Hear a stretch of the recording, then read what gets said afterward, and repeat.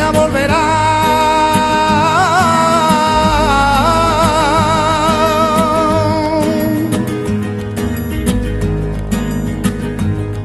Triste pena,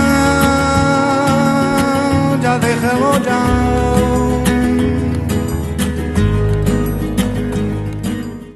You know, Senator John Cornyn did the 21st Century Cures Act, and the Texas GOP is calling for the abolishment of CPS, and I'm going to let you see this.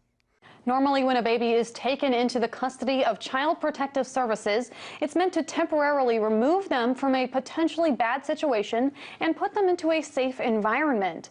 That's why the parents of 2-year-old Alexandria Hill were in utter disbelief in July when they got word that their daughter had died after suffering a serious brain injury, and that the foster care provider taking care of their daughter had been charged with murder.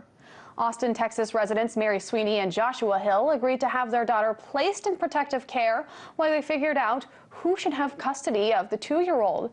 Now the family is mourning the loss of their baby girl and looking for answers on how this horrible tragedy could have happened.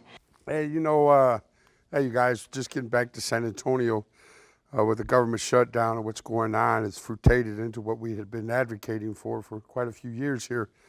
And, you know, I had brought up one of our, well, someone that had given a lot for our children here in America and what we need to be considering as far as a state of emergency and as far as our securities and what's happening here, even what I just got back and it's in today's paper as far as some guy just randomly shooting on the streets of America here in San Antonio.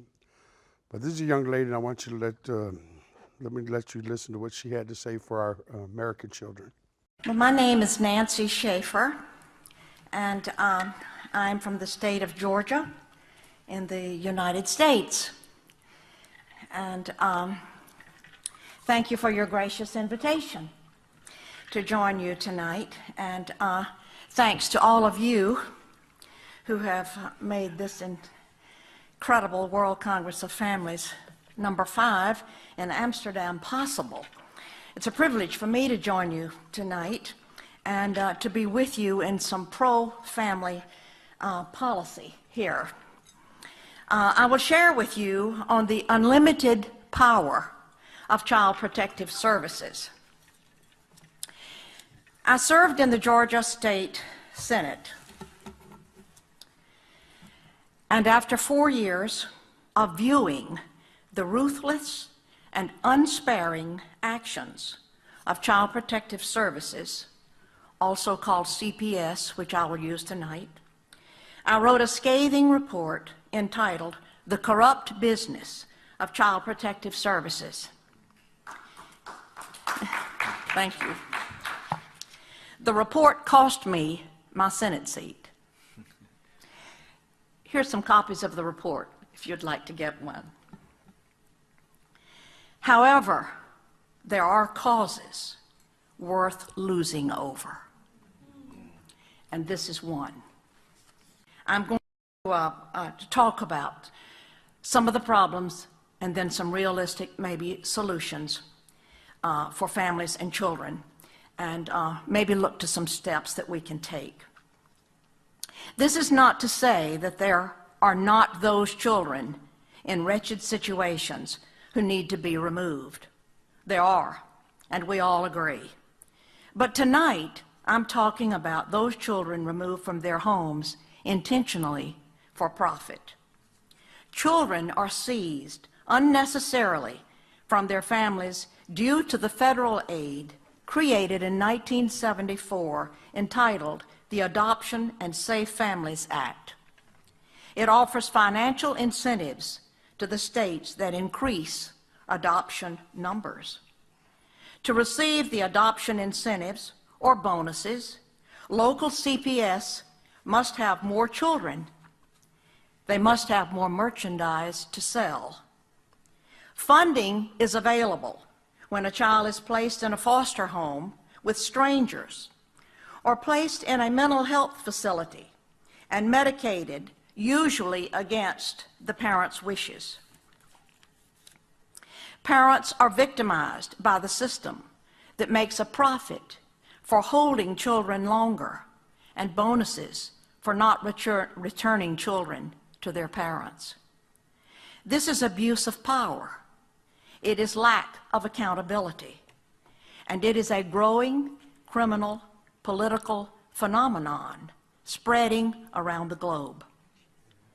Oftentimes, but not always, poor parents are targeted to lose their children because they do not have the wherewithal to hire an attorney or fight the system. Being poor and lacking proper housing does not mean your children should be removed. CPS has redefined poor to mean psychologically inferior. Therefore, it is in the best interest of the child to be removed. Best interest, of course, has also been redefined at the child's expense.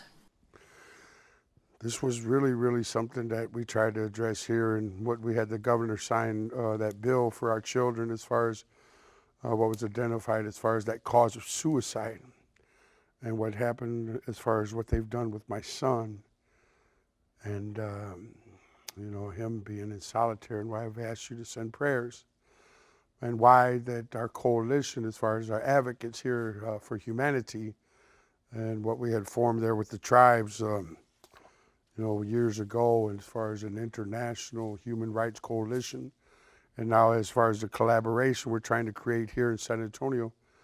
And let's hear what we had said there at the board.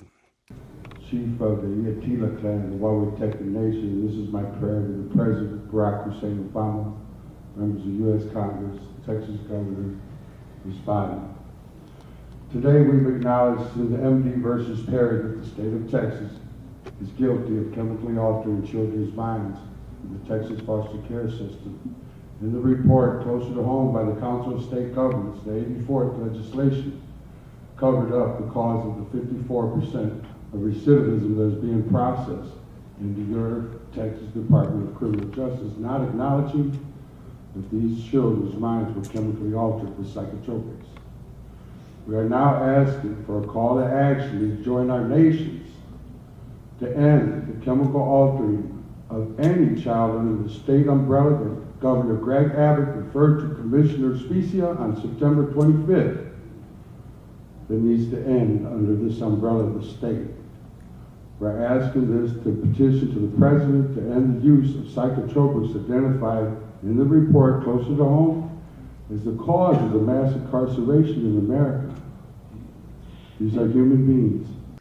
And when we went there, that was important because it's something that needs to be addressed today as far as what really should be mattering here in this session. So I need you to call your representatives and say what she had said for our children, and thinking that, you know, how are we doing this in our society to say we're becoming prosperous, or as to the equities of our community safety.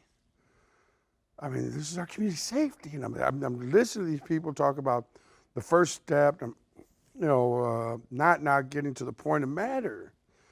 But let me let you finish what she had said. It has been reported over and over that 6 times as many children die in foster care than in the general public. Once a child is legally kidnapped and placed in official safety, the child is far more likely to suffer abuse, including sexual molestation and/or rape. Case workers and social workers are often guilty of fraud. They withhold and destroy evidence, and they seek wrongly to terminate parental rights while being protected by state immunity. There is a huge bureaucracy made up of judges, court-appointed attorneys, guardian ad litems, social workers, state employees, court investigators, therapists, psychologists, psychiatrists, foster parents, adoptive parents, and on, who are looking to the children in state care for their job security. Judges have control over private living arrangements and income of 48.3 million Americans. The United States Census Bureau reported in 2002 that $40 billion in transfer payments were made between households of custody parents and other parents. That money, $40 billion, is under the direction and control of family court judges in environments covered with confidentiality laws that protect the wrong people. Fathers are victims of this unjust system. Child support payments, even without having visits with their children, are choking the very life out of fathers. 3 fathers, of whom I am aware and have been in touch with, committed suicide in the last 12 months because they lost the opportunity to even visit with their children. These are crimes against humanity for financial gain.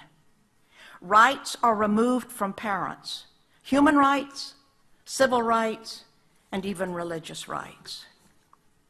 One illustration of what took place in my district is that after so many calls, I decided to call a meeting in one of the counties of my own district. I personally called 37 families that had been in touch with me who had all lost their children, grandchildren. I had them meet me in the library one Saturday morning. We started at 9 o'clock and we ended at 9 o'clock. We had 50 families standing outside the door that could not get in. We didn't have time to talk with them. There was incredible anguish and profound suffering from these families. Some children had been taken off the school bus, taken out of the hospitals, or taken out of their homes in the middle of the night, and even worse. It was just an incredible ordeal. These parents, trapped in the system, become like refugees. They're dazed and glazed and have no one of whom to turn. They do not know what to do, and the loss of their children is devastating.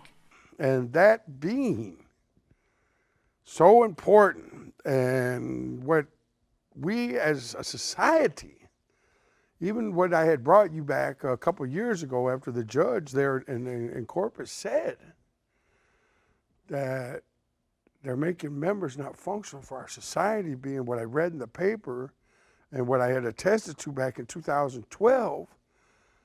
On our veterans, there's 22 of them, Department of Veterans Affairs suicide report, killing themselves every day, and it was psychotropics. And we're having murder-suicide, and I've just finished up and spoken with the attorneys when I was there with this opioid class action that they're saying is what's leading us into what we're dealing with in our society. That should be what the president, as for the very first step, is to acknowledge that we're on the wrong course in our judicial as to our community safety.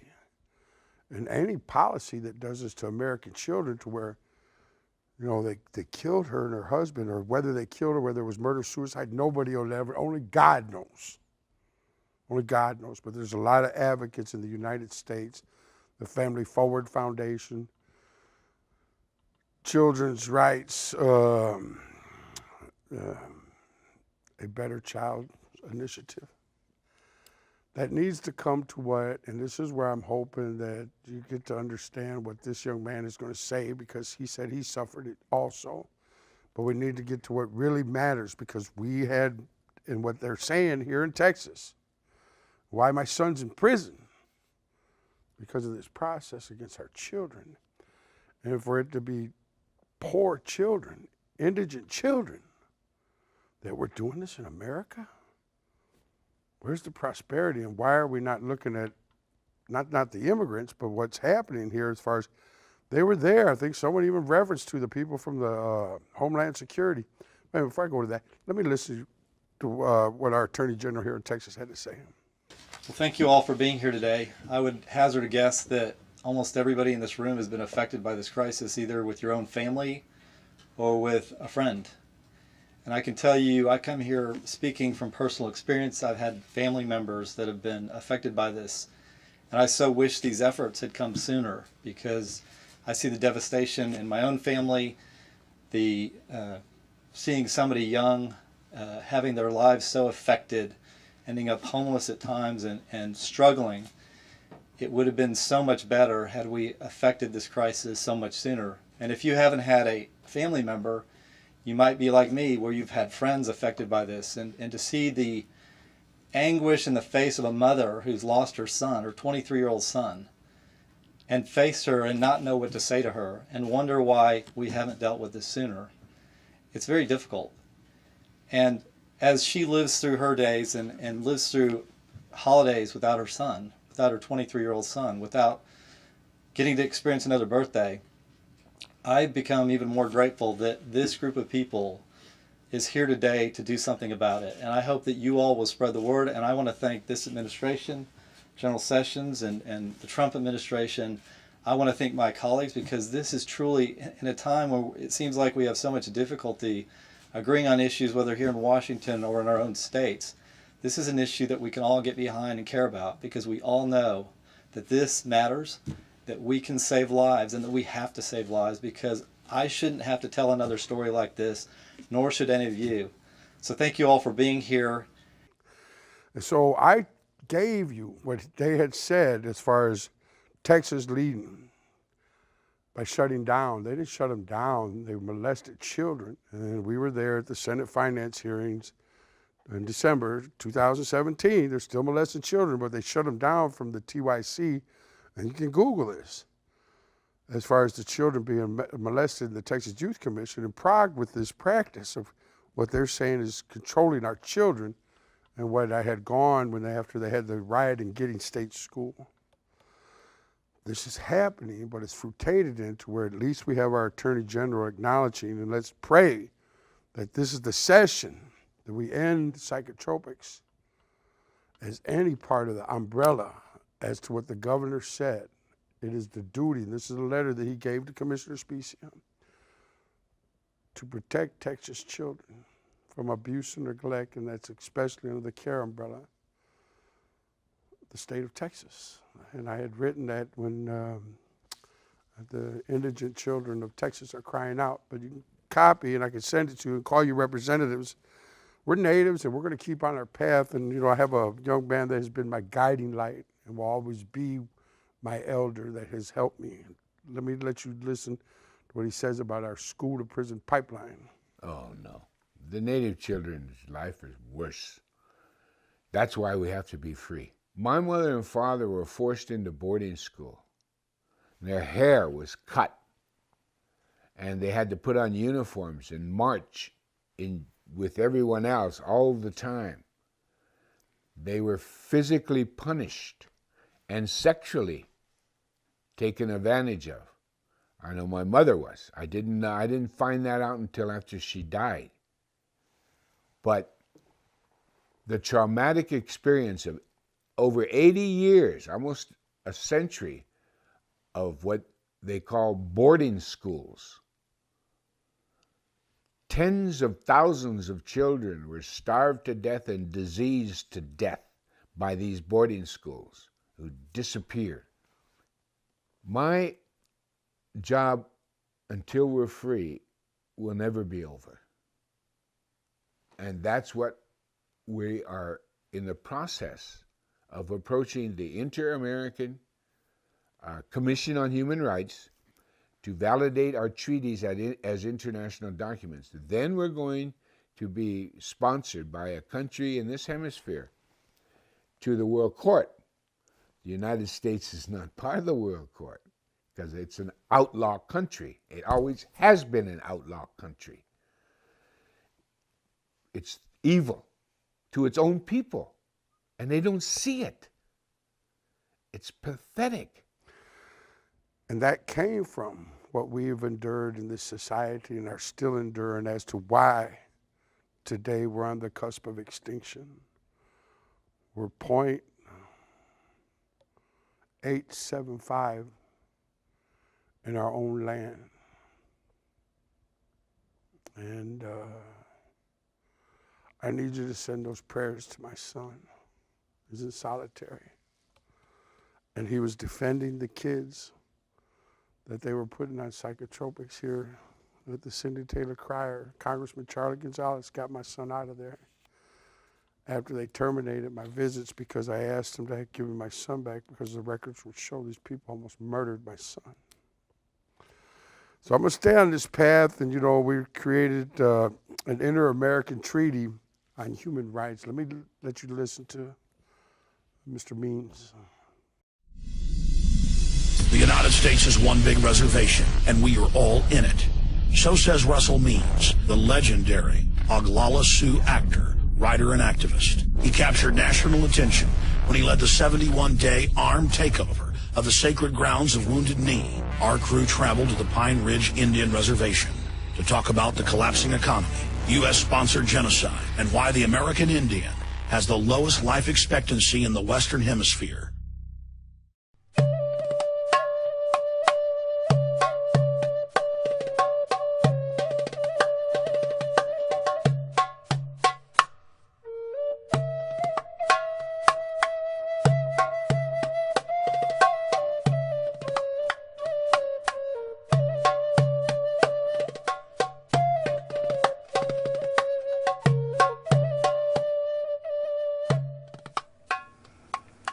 Haumitakuepe, Mioma Lakota.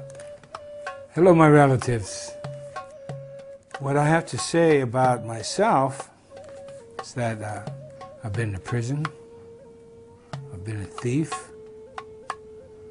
I've been a doper, a dope dealer, and I've also gone to college. I'm an accountant and a computer programmer, as well as getting my doctorate in philosophy. I've been everywhere in the strata of white society.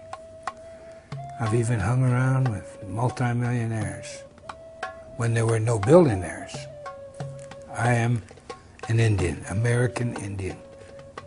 I prefer American Indian to anyone born in the Western Hemisphere is a Native American. I'm an Oglala Lakota from the Pine Ridge Sioux Indian Reservation, which is still designated in the Defense Department as prisoner of war camp number 44. You see, Indian people, we don't have any rights, any constitutional protections on the reservation whatsoever. No freedom of speech, no privacy. Wow, you Americans are in the same boat.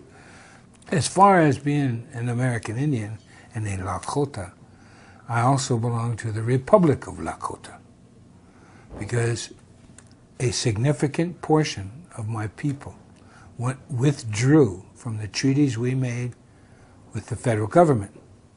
The 1851 and the 1868 Sioux treaties and American treaties signed at Fort Laramie, which is now Wyoming.